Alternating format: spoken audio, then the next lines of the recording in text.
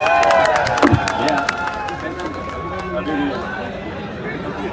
सबका राम राम।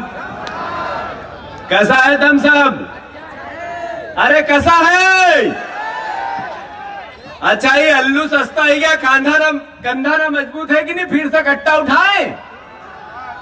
अरे बीजेपी का जब कमलनाथ जी की सरकार थी तो कहता था कहीं थोड़ो सो सस्तो ही गयो, तो कहता जीतू पटवारी को अब कांधा पर उठे नहीं ले जा रहे, पर कांधा कई भाव भी क्या था उन्हें टेम में मालूम है कि नहीं है? अल्लू कई भाव भी क्या था मालूम है कि नहीं है? कमलनाथ जी का टेम पर कई भाव सोयाबीन भी की थी वो मालूम है कि नहीं है? और जब गेहूं का समर्थन मूल्य में लिमिट से ज्यादा गेहूं हो गया तो उनका सरकार ने पूरा का पूरा लिया। नरेंद्र मोदी जी ने क्यों? कमलनाथ जी अगर पूरे गेहूं खरीदोगे तो हम पैसे नहीं देंगे, केंद्र नहीं देगी। कमलनाथ जी ने कहा आपकी हमें जरूरत नहीं, पर किसानों का एक एक दाना खरीदूंगा। जरा उनका लिए जोरदार ताली ना बजाओ। मंच पर विराजित आदरणीय सज्जन वर्मा जी, हमारे जिले में आदरणीय रामेश्वर पटेल साहब, आदरणीय महेश जोशी जी, आदरणीय कृपाशंकर शुक्ला जी, कई सीनियर परिवार के लोग अभी हमारे सर पे, कांग्रेस जनों के सर पे उनका हाथ है।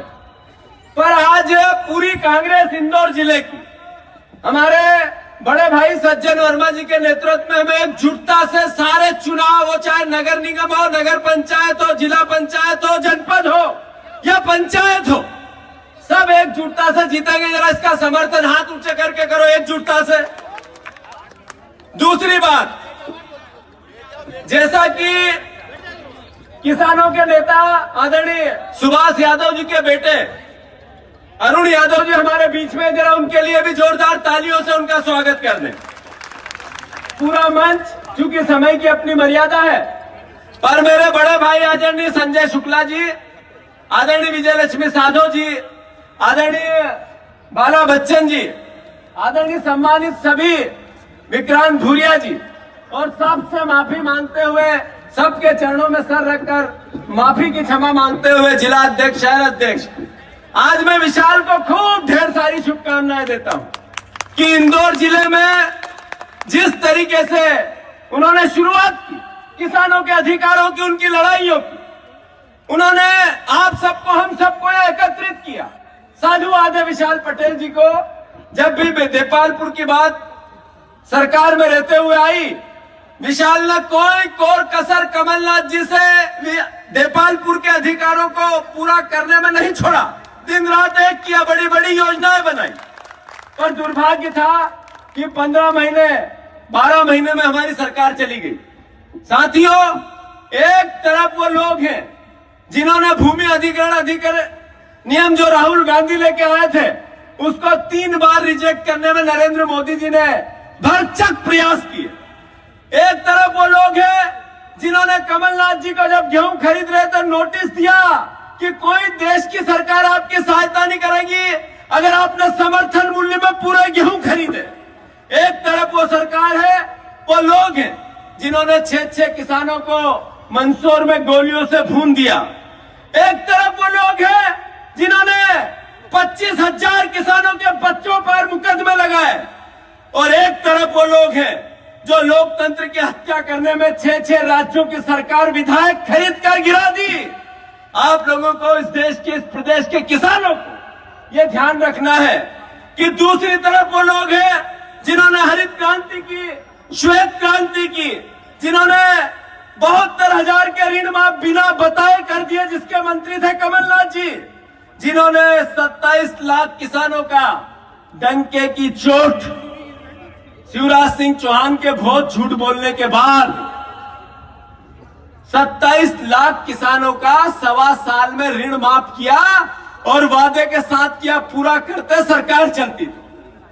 एक तरफ वो लोग हैं बिजली के बिल हाफ करने का वादा किया था और बिजली का बिल हाफ किया।